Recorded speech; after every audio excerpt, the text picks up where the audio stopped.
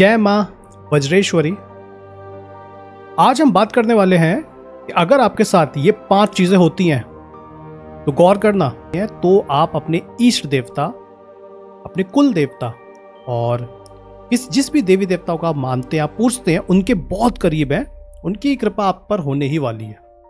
तो सबसे पहले बात करते हैं कि अगर आपके दीपक में फूल बनता है, और जिसको नहीं पता फूल, ये मैं कौन से फूल की बात कर रहा हूँ, इसे अग्नि पुष्प भी बोला जाता है।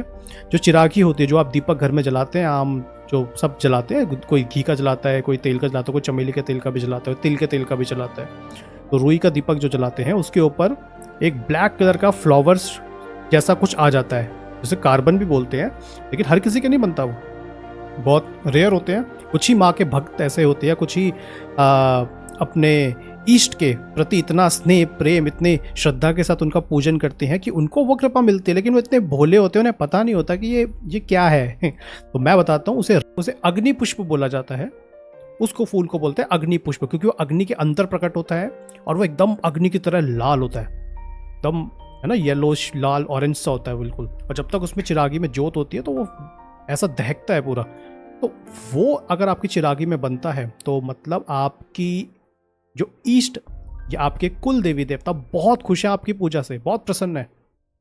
और उस रास्ते पे हमेशा चलते रहना, जो भी आप कर रहे हो उस रास्ते पे चलते रहना। दूसरी चीज, जब भी आप ध्यान जाप में बैठते हैं, आपको किसी ना किसी की मौजूदगी का एहसास रहेगा कि आप ध्यान तो कर रहे हैं, लेकिन आपके आसपास कोई तो एनर्जी है। और आपको एक हल्की हल्की, ये बहुत रेयर होता है, कभी कभार ऐसा हो जाता है कि आपको एक हल्की सी फ्रेग्रेंस आती है। वो इत्र की हो सकती है, वो फूलों की हो सकती है, लेकिन बहुत प्यारी और मंद मंद खुशबू होती है, और वो आपको ही आएगी। तो वो भी अगर आपके साथ हो रहा है तो ये भी एक बहुत बड़ी कृपा है कि आप अपने जो देवता है उसके बहुत करीब हैं। और अगर आपके साथ ऐसा होता है कि सपोज कोई फ्यूचर में इवेंट होने वाला है, आपको कहीं जाना है 2 दिन बाद या 3 दिन बाद, आपको अचानक से उसका सपना आ जाएगा कि आप उस जगह पे हैं, आप ये कर रहे हैं, या फिर आप ध्यान जाप में होगे, अचानक से कुछ सेकंड के लिए एक फ्लैश आता है।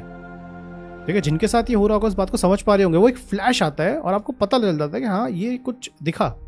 लेकिन वो इवेंट जब 2-3 दिन बाद होता है, तब आप समझते हैं हाँ यार ये तो मेरे को दिखा था, किसको सपने में दिखाया, किसी को फ्लैश आया। तो ये भी जब होता है तो आप, ये कृपा है कि आप बहुत आगे तक जा चुके हैं पूजा पाठ में।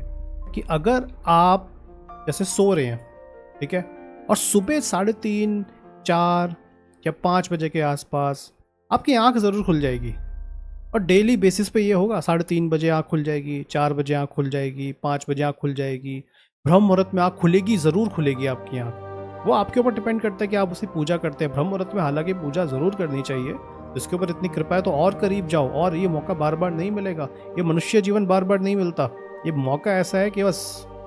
तो वो भी एक बहुत बड़ी कृपा होती है।